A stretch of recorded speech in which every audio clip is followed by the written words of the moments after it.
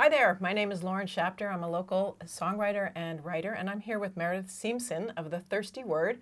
It's a program she started about 3 years ago, just before the pandemic. So That's great timing. yeah, great timing. How are you? I'm fine, thank you. How are you? Good, thank you. Tell us a little bit about the program, how it started, Sure. and what your motivation was, and Yeah. Well, I came to consider myself a writer sort of late in the game. Like I didn't know for many years that I was even interested in writing. And it wasn't until maybe about 10 years ago, I was working with a theater company and we were going out and working with senior citizens at the senior home. And all these wonderful characters were in the room. And I went home and just like this play poured out of me. wow. And it was so inspiring and it just like, it just came out. And I thought, what can I do with this, And when was this? This was probably 10 years ago. Oh, okay. But I didn't do much with it. I read it with some friends, and during that time I was also writing silly songs to impress a boy, but that's a whole nother story. I moved to Fairfield and got a job working at the Iowa Source, writing articles and doing a little bit of, editing, and found my voice as a writer, and I was having fun with it, but I felt like it didn't feel complete unless I got to share it out loud sometimes. Maybe because I've got a performance background, and so I felt like number one, I wanted to be able to share my work out loud, but number two, I noticed that unless I had a deadline to produce my own work, my own creative projects, it wasn't going to happen, because between 3 different jobs, it's hard to squeeze in your own creative projects, and right? there is something to be said for deadlines, because that's what keeps our feet to the fire. I mean, you want to think that it's just going to come out and there's not going to be an issue, you're just going to create, but that's not real life. Real life wants a deadline. It does. It wants a deadline, and it wants a little bit of structure, and you need a little bit of accountability. So I thought, all right, if I do a reading series, that is motivation for me to produce something every single month, if I decided to put myself in the lineup, which sometimes I don't. But I also thought it's a way to also kind of connect with other people in the community who are also writing. I didn't know who any of them were. Right. But I knew if I have the desire, chances are there are people around me who also want to share their stuff out loud. And if people have never been to the Thirsty Word, there's always a really nice crowd there. I mean, I've never been there when it's not been a really nice crowd. Even the last time I read, it was horrible weather. Yes. It was freezing ice and snow, and it was terrible. And it still had a nice crowd. So how did you get that off the ground? How did you get it going, especially when you started during the pandemic? Well, I guess the first event we pushed hard on the publicity to make sure people showed up. And then, yes, the pandemic hit, and that was kind of like just kind of knocked me down for a bit. But within a few months, someone convinced me, just do it on Zoom for a while. So we did maybe 3 or 4 months on Zoom, and then had the courage to get back in real space, real time. And we started doing it at Petra Park. And when the season turned, we felt comfortable heading indoors again. And so we moved into the Fairfield Food Collective space, which is where we are every 3rd Thursday of the month.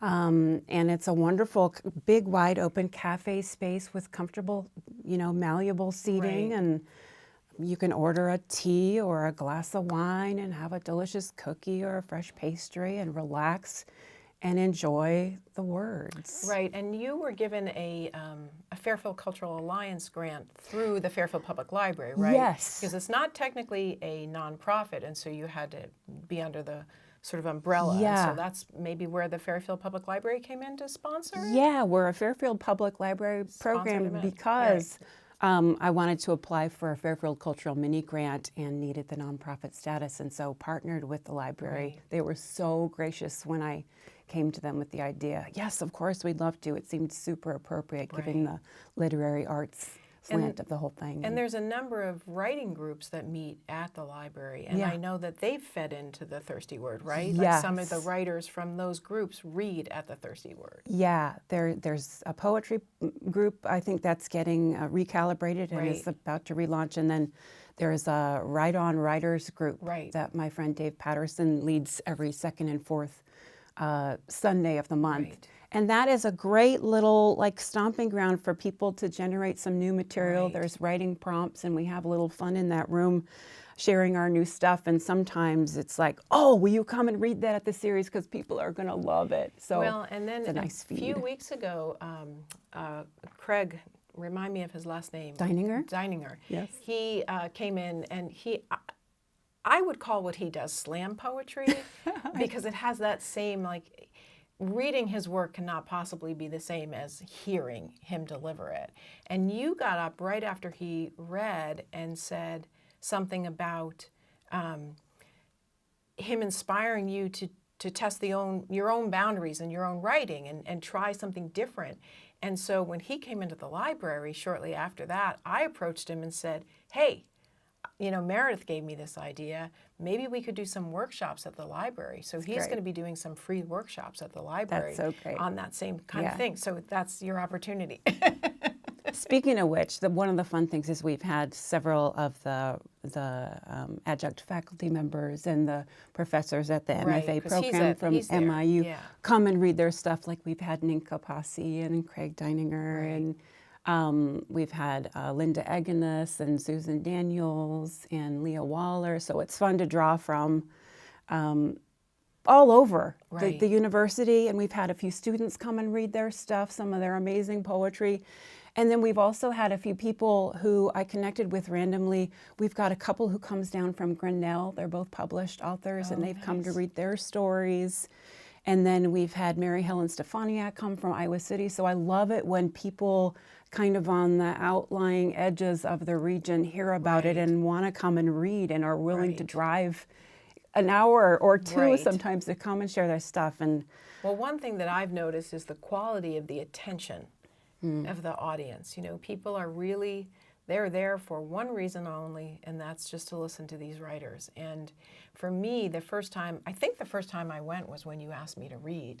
I had been wanting to go for a long time, and just life, gets in the way. And I just was blown away by the level of talent, and it was just such a magical experience to have so many people reading so many different styles, poetry and essays and creative nonfiction and fiction, and it's just, So how do you find your writers?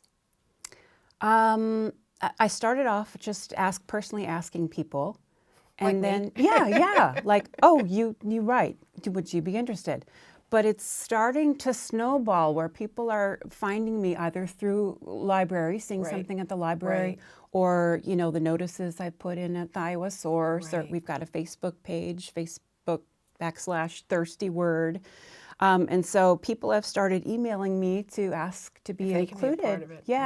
So it's a little bit of both. Once in a while, a few times a year, I decide on a theme, like maybe it's a holiday thing, or maybe it's a St. Patrick's Day thing, or so occasionally there is a specific theme where I sort of like cull, specific writers, or I start asking around if somebody has an appropriate piece. But usually there's no theme. It's bring what you want. It's lightly curated in that I have curated. I love making up words. In that I have generally some sense of what's being brought to read.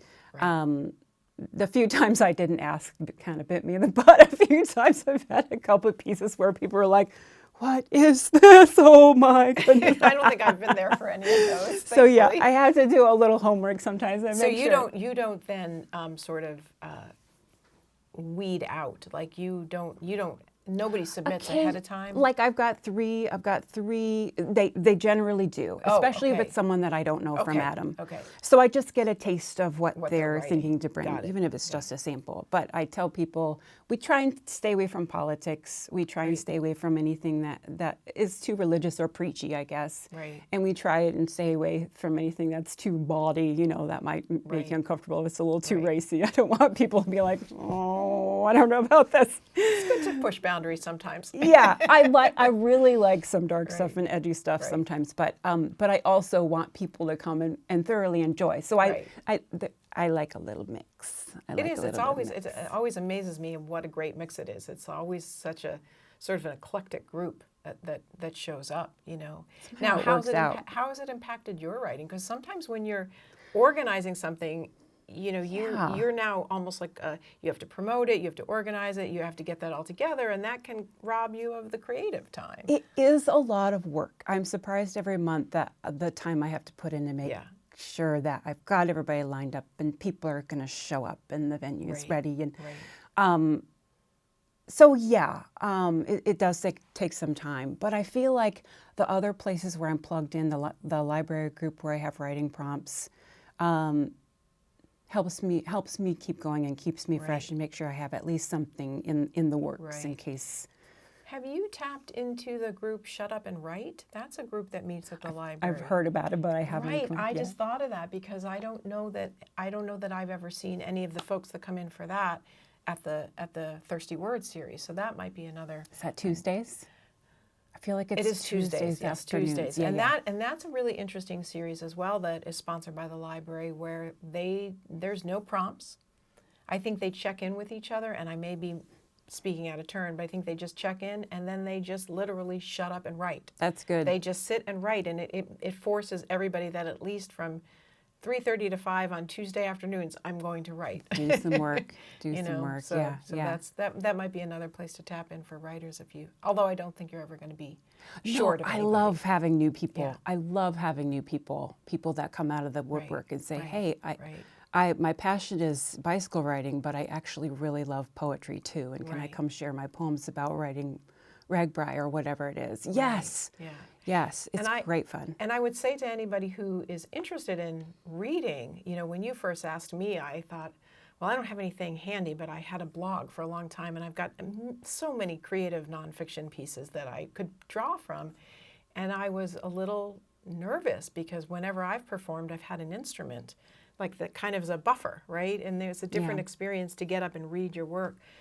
But the minute I started, I just was like, this is awesome. So if anybody's out there wanting to read and share their work, it's such a supportive audience, and it's a wonderful community, and it's a great way to share what you're writing, because writing is a solitary thing. It is. It can be lonely. It can be really lonely. And to have some sort of community network helps a lot. Right. To have the deadline helps a lot. Right. One of the things I wanted to mention too before I forget is that it's been a really nice outlet for some of our theater and film-oriented writers. Right. We've had people come. Screenplays. Yeah, a couple little short screenplays. Right. And we, a few years ago for Halloween, Lou Bolster and I performed a little horror radio play that I wrote, and that kind of felt juicy, and so we've had a couple iterations of the Thirsty Word that were only radio theater nights, which was really fun. We've done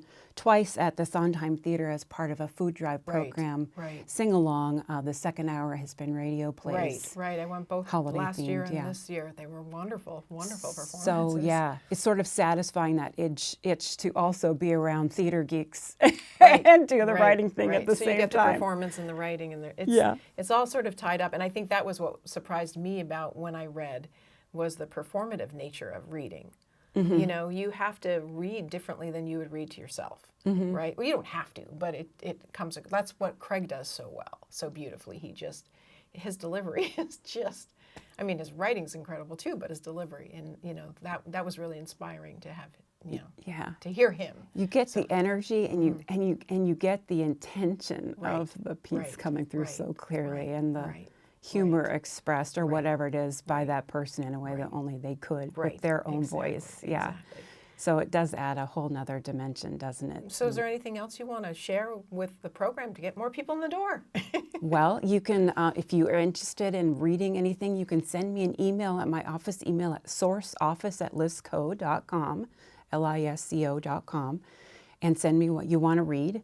You can find me on Facebook or the Thirsty page, Word. The Thirsty Word on Facebook. And of course, we have information at the library as well. So we won't have a March event, but we do have. Ask you to talk about that too. April will be the next one, April 20th, but it's always the third Thursday of the month, unless there's some weird circumstance where we have to do something else. But yeah. And are most of the people who are participating in this play, this radio theater that you're doing this week, instead of the Thirsty Word. Yeah. Are they Thirsty Word writers? Several of them were. The people who developed the work for it were doing a radio theater inspired variety show this week at the Sondheim with Fairfield Area Community Theater. They're producing it, which is very exciting. 2 full hours of stories and theatrical programming that's been written almost all by local writers. So Lou Bolster, Dave Patterson, John Rainey, myself, and Ava Boyd. And I think 4 of us are regular readers at the Thirsty Word. Right, that's why I was wondering if there was the connection. So Yeah. So it's been beautiful to create community that way, and I think it's been lovely to have people come up and share their stories at the microphone, people you don't really know, but then get up and share their stories in their voice. And it just creates such a rich experience to like personally get to know someone on a deeper level. You have a different appreciation for that being, you know. It's a beautiful thing. Like the first time that you shared your story, you know, it was so beautiful and so profound, and I just thought... It was about a dog. It was about a dog.